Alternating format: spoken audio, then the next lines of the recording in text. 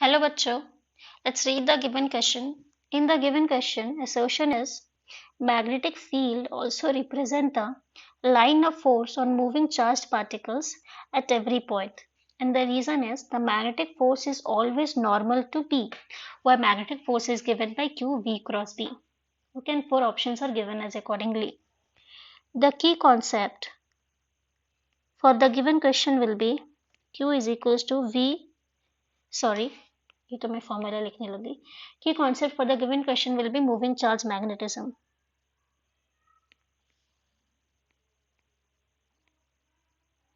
ठीक है, तो मूविंग चार्ज मैग्नेटिज्म में ऐसा क्या है कि एक कॉन्सेप्ट आता है कि मान लो कि हमारा ये मैग्नेट है जिसका एक नॉर्थ पोल और साउथ पोल है. एक्चुअली मैं मैग्नेटिक फील्ड लाइंस पे डिस्कशन करना चाह रही हूँ, मैग्नेट की बात नहीं है इसमें. ठीक है, तो ये कोई मैग्नेटिक फील्ड लाइंस इससे नॉर्थ से साउथ की तरफ ऐसे जा रही है. जब मैग्नेटिक फील्ड लाइंस नॉर्थ से साउथ की तरफ ऐसे में मूव करेगी ना, तो क्या होगा कि हम जब भी इसके टेंजेंट पे ड्रॉ करेंगे that will give us the direction of magnetic field lines, that is B vector. right, तो B वेक्टर का ये डायरेक्शन है और जो फोर्स होती है वो क्या होती है Q V vector cross B vector. Right, तो जैसे हम लोग इसको देखेंगे कि जो हमारा फोर्स आ रहा है वो परपेंडिकुलर आएगा V के, that is velocity, as well as magnetic field lines. Okay, तो फोर्स जब परपेंडिकुलर है मैग्नेटिक फील्ड लाइंस के, therefore it cannot be in the direction of magnetic field lines. So direction of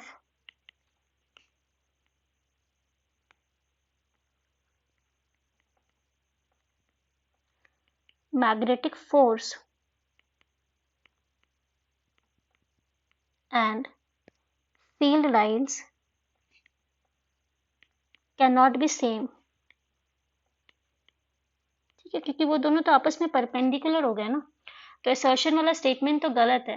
but the reason is why, reason तो साफ साफ लिख रखा है that magnetic force is perpendicular to the magnetic field lines B, और वो formula भी सही सही दे रखा है, तो रीजन इज करेक्ट. ठीक है, एफ जो है सो बी के परपेंडिकुलर है, और इसके लिए उन्होंने रीजन दे रखा है F is equal to q v vector cross B vector. So accordingly our answer will be option number 1. Sorry, assertion तो गलत हो गया, तो ऑप्शन नंबर 4. ठीक है, hope you understood it and thank you so much.